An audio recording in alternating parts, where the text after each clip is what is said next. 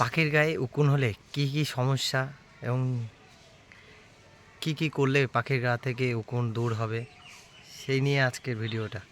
তো প্রথমে বলবো পাখির গায়ে উকুন হলে কি সমস্যা হতে পারে।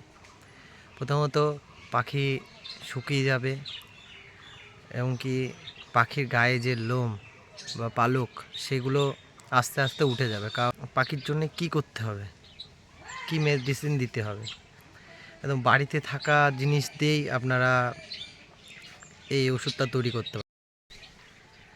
সবার প্রথমে আপনাদেরকে নিতে হবে নিম পাতা জলে দিয়ে ভালো করে ফুটিয়ে নিতে হবে। আমি নিম পাতাটাকে জলে দিয়ে ভালো করে ফুটিয়ে নিয়েছি, দেখুন কালারটা একটু দিয়ে তারপর জলটাকে পুরো ঠান্ডা করতে হবে। আমি ঠান্ডা করতে দিয়েছি আর ঠান্ডা হয়ে এসছে। তো এবং তার সাথে লাগবে একটা স্প্রে লাগবে। স্প্রেটাতে এরকম একটা স্প্রে নিয়ে নিতে হবে। আমি এবার স্প্রের মধ্যে আমি জলটাকে দিয়ে দেবো।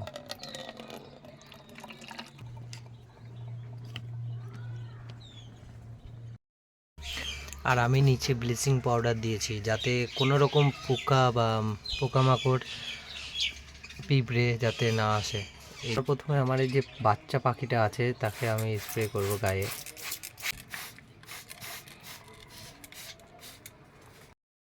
আপনারা এইভাবে স্প্রে করবেন পাখিগুলোকে।